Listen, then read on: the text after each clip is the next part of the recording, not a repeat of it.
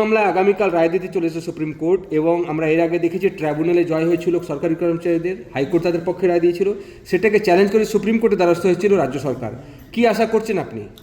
দেখুন, প্রথমত আমরা মনে করি যে ডিএ কর্মচারীদের অধিকার, এবং এর আগে কর্মচারীরা তারা সঠিকই বলেছেন, ট্রাইব্যুনালে জিতেছেন, তাদের ডিএর পক্ষে রায় এসেছে, হাইকোর্ট সেখানে জিতেছেন।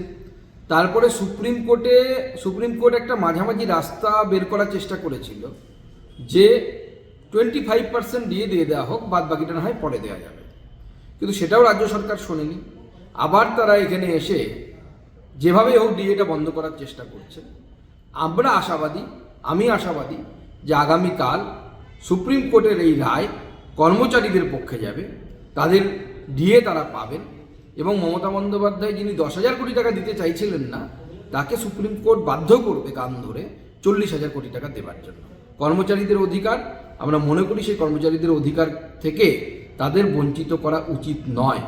এবং মমতা বন্দ্যোপাধ্যায় নিজে দৌড়ে আসছেন আজকে এসআইআর নিয়ে, অথচ যখন কর্মচারীদের বিষয়ে ওঠে, যখন 26,000 চাকরি চলে যায়, তখন কিন্তু তাকে আর কোর্টে আসতে দেখা যায় না। অতএব নিজের স্বার্থ নিয়ে, নিজের রাজনীতি নিয়েই মমতা বন্দ্যোপাধ্যায় কালো কোট পরা থেকে কালো গামছা পরা, যাই বলুন না কেন, নাটক করা সব নিজের স্বার্থেই করেন, রাজনৈতিক স্বার্থে। ফলো করুন টাইমস নাও খবর।